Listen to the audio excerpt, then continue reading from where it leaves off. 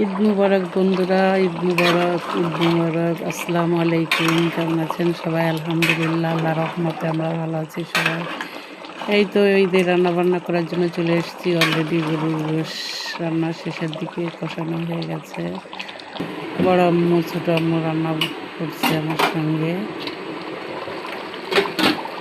রান্না প্রায় হয়ে গেছে। এখন ভাজা জিরা ও গরম মশলার গুঁড়ো দিয়ে দিলে দিয়ে ভালো করে নেড়ে চেড়ে অল্প আছে চুলোর করে রেখে দেবে। এখান অল্প আছে রেখে দেবো, বেশ সুন্দর সিদ্ধ হয়ে থাকবে এবং এখান থেকে নিয়ে খেতে সুবিধা হবে গরম গরম করে।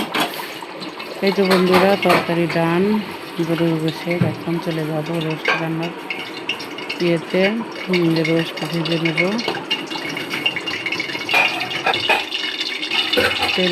কড়াইতে তেল দিয়ে দিয়েছি। তিনটা করে ভেজে নিলাম। 3টা মুরগির রোস্ট বেরেস্তা করে আগেই নিয়েছে বড় আম্মু।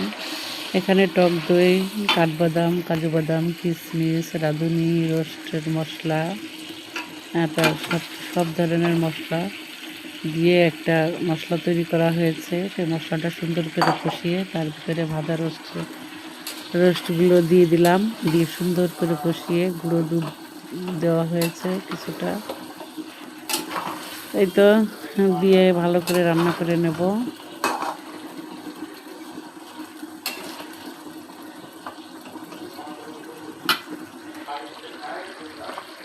কাঁচামরিচ দিয়ে দিয়েছি কয়েকটা, আর বেরেস্তা আর চিনি মিশিয়ে দিয়ে দিলাম, যাতে টক টক ভাবটা কেটে হালকা একটু মিষ্টি মিষ্টি হয়। আর বাকিটা বেরেস্তা ডেকোরেশনের জন্য দিয়ে দিলাম। এবং রোস্ট ডান। এখন চলে যাব পোলাও রান্না করার জন্য। পোলাও অলরেডি রাইস কুকারে বসিয়ে দিয়েছি। এখানে একটু হালকা ঘি, একটু সয়াবিন তেল আর গরম মশলা দিয়ে দিলাম। এখন দিয়ে দেব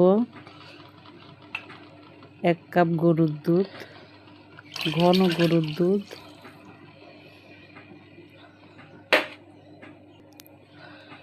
আর লবণ দিয়ে দিলাম কিছুটা, দিয়ে ভালো করে নেড়ে ঢেকে দেবো। পানিটা ফুটে গেলে ছোটো আম্মু চাল ধুয়ে রেখে দিয়েছে, চালটা দিয়ে দেবো। আর এখানে কাঠবাদাম, কিশমিশ আর কাজু বাদাম বাটা আর কয়েকটা কাঁচামরিচ দিয়ে দিলাম। স্বাদটা দ্বিগুণ বেড়ে যাবে। এই তো বন্ধুরা, চাউল দিয়েও ভালো করে নেড়ে চেড়ে বসিয়ে দিলাম। ছোট্ট একটা ভিডিও শেয়ার করলাম। সবাই ভালো থাকবেন, সুস্থ থাকবেন। আল্লাহ হাফেজ।